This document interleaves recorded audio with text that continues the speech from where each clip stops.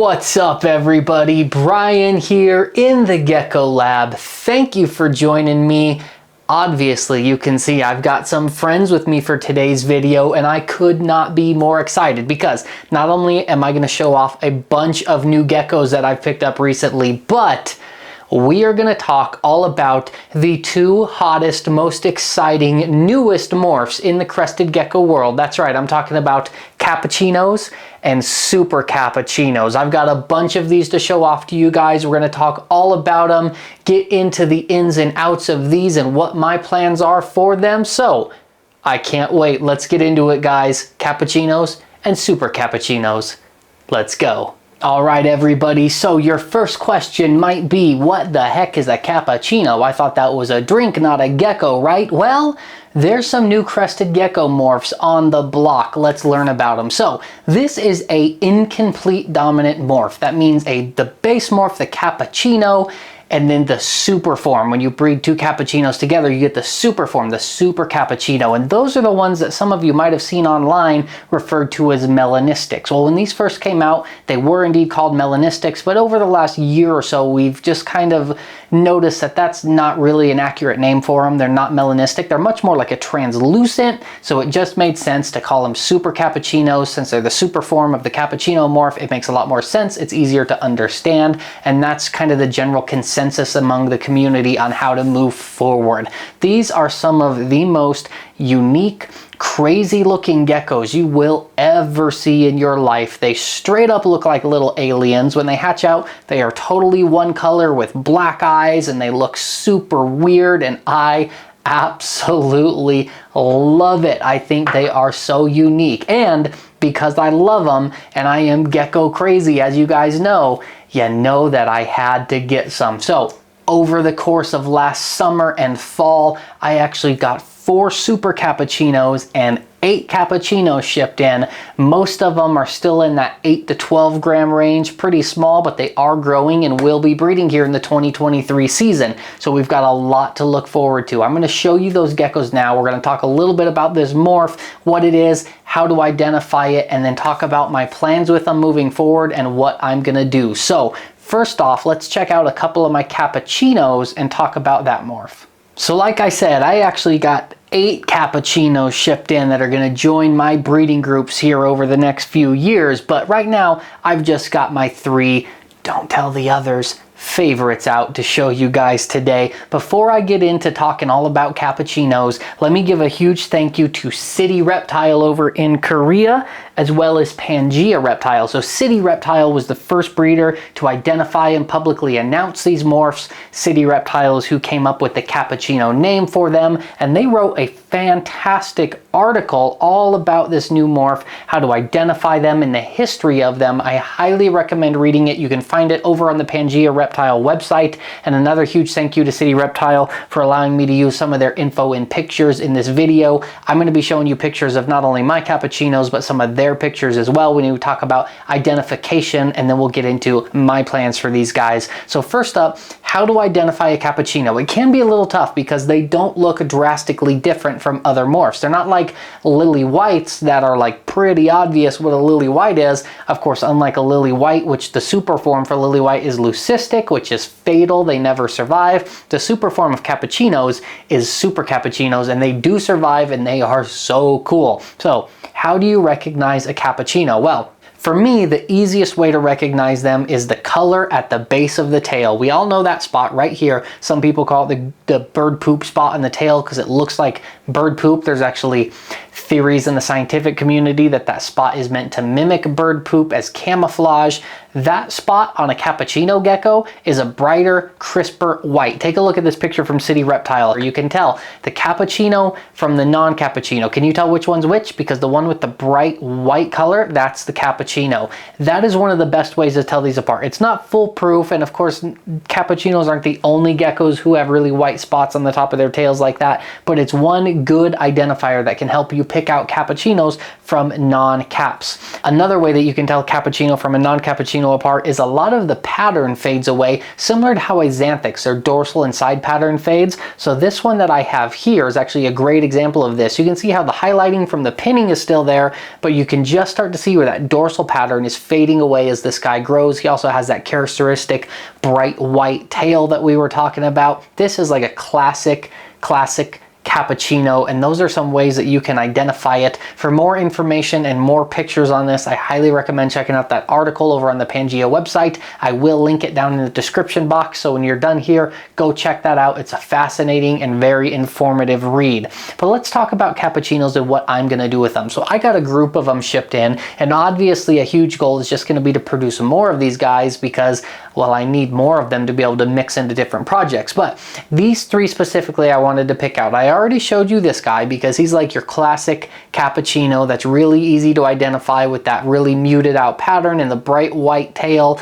That's an easy one to identify, and I'm super excited to breed this one because he is dark and gorgeous and will certainly make me some more cappuccino and super cappuccino children. But there's two others I got in that I wanted to highlight. The first one I want to highlight is this light yellow tiger cappuccino. Check this one out. So this one again highlights that tail color because it almost looks off. If you look at the color of the gecko, the yellow color of the gecko, and then the white on the tail, generally a gecko this color would have a more yellow cream kind of colored tail, and this one is just a little bit brighter than it should be. If you've got an experienced eye for these guys, you know what you're looking at. It just looks a little bit off. The tail color doesn't quite look right. That's a good sign of a cappuccino.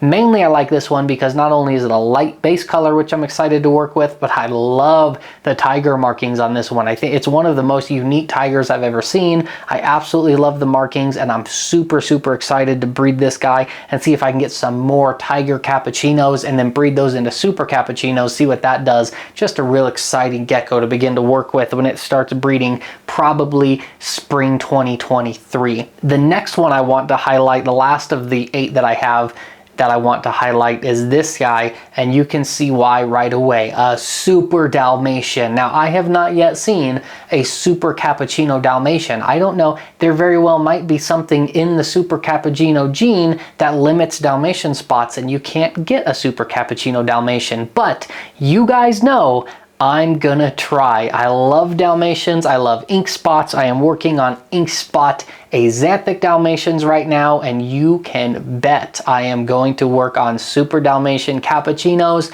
and super cappuccinos moving forward. And this gecko right here is going to play an integral role in that. I actually got a couple of them that have a good number of Dalmatian spots like this guy, but this one definitely has the most and is the most impressive Dalmatian that I got of the group. So I cannot wait to get me some big ink spot super cappuccinos. As for breeding pairs, these guys are pretty young, so I haven't put too much thought into how to pair them up for breeding yet, and it depends on what sex they are when they grow up. Obviously, if their male or female is going to change if I breed them to one of my super cappuccinos or use them to outcross into new geckos. Like for example, if this one is a male, I would probably breed it with a female super cappuccino as well as a couple female super Dalmatians ink spots to try and get some more big ink spot cappuccinos.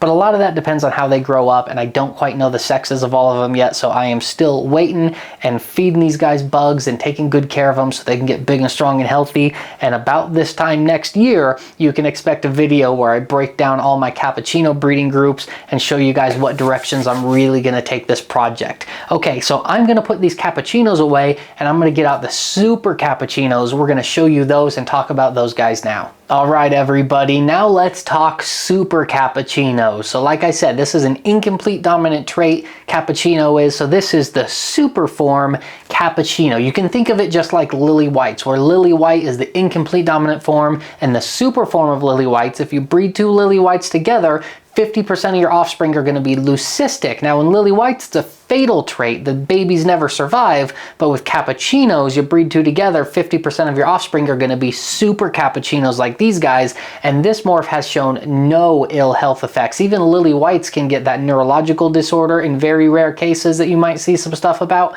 I'll make a video about that later if you don't know what I'm talking about, but these guys, no health effects have been noted so far. I haven't heard anything or seen any literature from any other other breeders that note them, and I definitely haven't seen any in the guys that I have so far in the about 6 months that I've owned these. So it seems to be a very healthy morph. I absolutely love it, and these guys are the super form. Like I said, super cappuccino. So real quick, let's talk about how to identify these guys.